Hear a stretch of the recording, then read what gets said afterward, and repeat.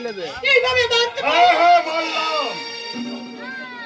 এই সম্পত্তির জন্য আমি আমার বাবাকে ঠিক এই ঘরটাতেই পুড়িয়ে মেরেছি, আর সেই সম্পত্তির জন্য আজ এই ঘরে তোকে আমি আবার পুড়িয়ে মারবো।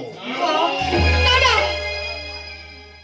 স্যার স্যার সর্বনাশ হয়ে গেছে স্যার। আমার কি সর্বনাশ হলো? রাজা মস্তান ওই পুলিশের গাড়িতে লাফ দিয়ে পালিয়ে গেছে।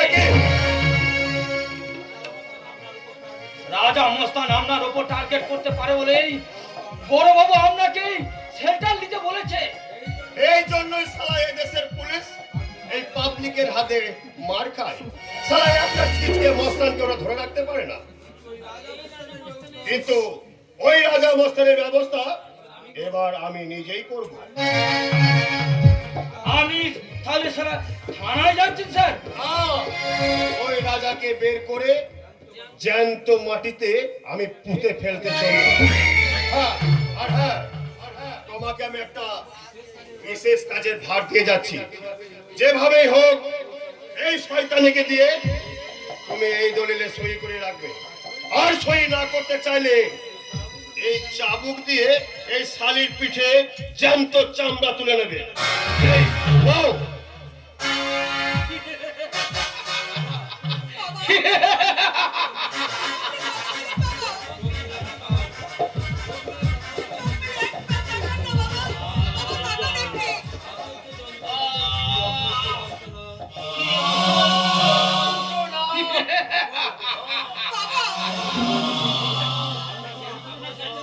আপনার জ্ঞান ফিরেছে বাবা, আপনার জ্ঞান ফিরেছে।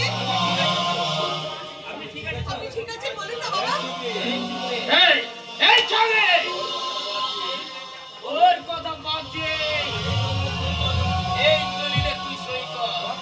কখনো না, আমি বললেও এই দলিলে কিছুতেই সই করবো না। আমি বল ছাড়ে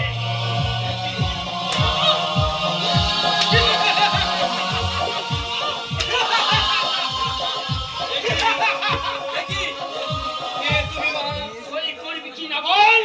দানবের হাতে তুমি অসংখ্য যন্ত্রণা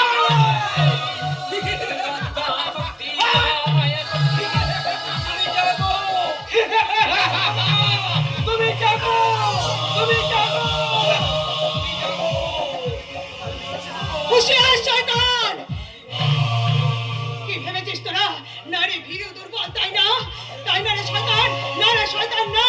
নারী যেমন মমতাময়ী মা হয়ে মায়ের আসল দান করতে পারে, ঠিক তেমনি আমার ওই দানব দলনে দুর্গা হয়ে অসুরদের নিধন করতে পারে।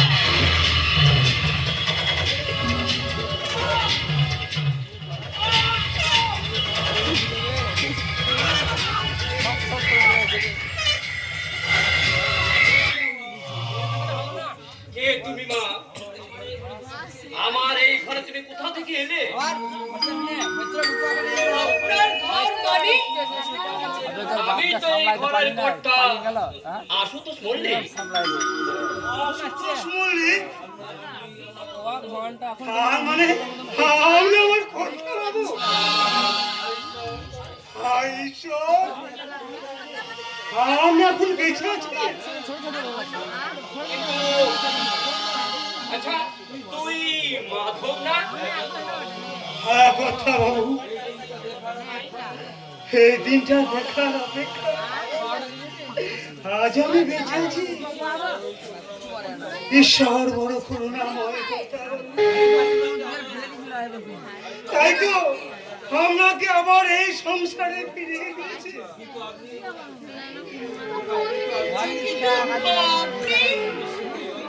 বিস্মৃতির অন্ধকারে বোধহয় অনেকগুলো বছর আমি হারিয়ে ফেলেছি, কিন্তু আজ আমার সব মনে পড়েছে।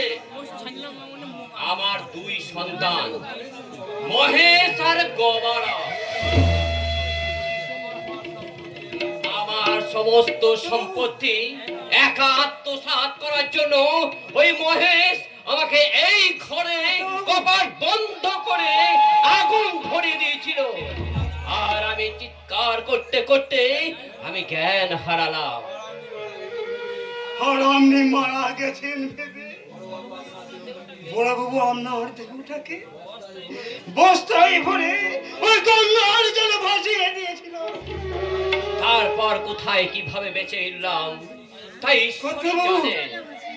কিন্তু তুমি কে মা?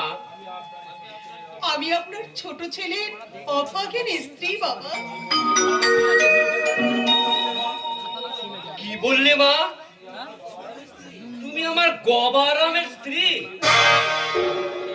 সেদিনের সেই ছোট্ট হাওয়া গোবা সেই ছেলেটা আমার এত বড় হয়ে গেছে। কই কই কই কোথায় কোথায় আমার গবারাম কোথায়? বড়বাবুর আমার সেই কথা আছে মাধব, বড়বাবু এই সংসার ছেড়ে পালিয়ে গেছে কথা এই কথাটা শোনার জন্য তুমি আমায় এখনো বাঁচিয়ে রেখেছো। অভিরামের মতো গবারামও আমার জীবন থেকে হারিয়ে গেল। অভিরাম অভিরাম আমার কে কথা আমার আর এক অভাগা সন্তান, ঠিক একদম গবারামের মতো দেখতে। ওরা যমজ সন্তান। যমজ সন্তান? হ্যাঁ, ওরা যমজ সন্তান। ওর যখন ওই 5 বছর বয়স ছিল তখন একদিন অভিরাম স্কুল থেকে বাড়ি ফেরার সময় একদল যাযাবর ওকে চুরি করে নিয়ে যায়। এবং সেই রাজাই আপনার হারিয়ে যাওয়া আর এক সন্তান অভিরাম, এই বিষয়ে কোনো সন্দেহই নেই। দিগন্তদা তুমি? অনেকক্ষণ আগে এসেছি। না এবং এই চৌধুরী বাবাকে দেখতে পেলা? মর্মান্তিক কাহিনীগুলো শুনে আমি অবাক হয়ে গেছি। চৌধুরী বাবাকে দেখতে মহেশ মল্লিক যে এত বড় একটা ক্রিমিনাল তা আমি ভাবতেই পারিনি। সে কথা এখন থাক, কিন্তু কিন্তু রাজা কোথায়? শুনলাম সে নাকি পুলিশ ভ্যান থেকে নাকি পালিয়ে গেছে। ইন্সপেক্টর দিগন্ত বিশ্বাসের হাত থেকে পালিয়ে যাওয়াটা এত সোজা নয় দুর্গা। আমি রাজাকে ছেড়ে দিয়েছি। দিগন্তদা তুমি? হ্যাঁ দুর্গা, আইন হয়তো আমাকে বেঈমান বলবে, কিন্তু আমি কাঁটা দিয়ে কাঁটা তুলতে চাই। আর সেই জন্যই মহেশ মল্লিকের মোকাবিলায় আমি রাজাকে এগিয়ে দিলাম। না ইন্সপেক্টর, ওই রাজাই যদি সত্যি আমার অভিরাম হয় তাহলে তাহলে ওকে আপনি নষ্ট হতে দেবেন না। ওকে ওকে আমার কাছে ফিরিয়ে দিন। আমি আমি আপনার হাত ধরে অনুরোধ করছি ইন্সপেক্টর। ছি ছি কাকা বাবু, এ আপনি কি করছেন? কাকা বাবু? আপনি মানে তুমি আমাকে কাকা বাবু? সেদিনে সেই ছোট্ট দিগন্তকে আপনি চিনতে পারছেন না কাকা বাবু? দিগন্ত মানে তার মানে তুমি ওই আমার বন্ধু লেফটেন্যান্ট কর্নেল গৌরব বিশ্বাসের ছেলে তুমি? হ্যাঁ কাকা বাবু।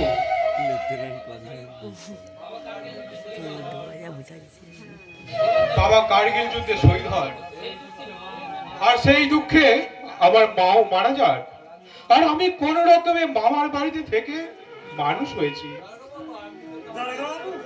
আপনি তবে আমাদের ঘরের মানুষ। আপনি আমাদের বাঁচান, আপনি আমাদের বাঁচান। আমার ফ্যামিলির ভালো মন্দের দায়িত্ব আমি তোমার হাতে তুলে দিলাম দিগন্ত। আমি আপনাকে কথা দিলাম কাকা বাবু, মহেশ মল্লিকের সমস্ত কুকীর্তির সাজা আমি তাকে দেবই। তার আগে চলো দিগন্তদা, আমরা সবাই মিলে গিয়ে খুঁজে নিয়ে আসি আমার স্বামী আর ওই রাজা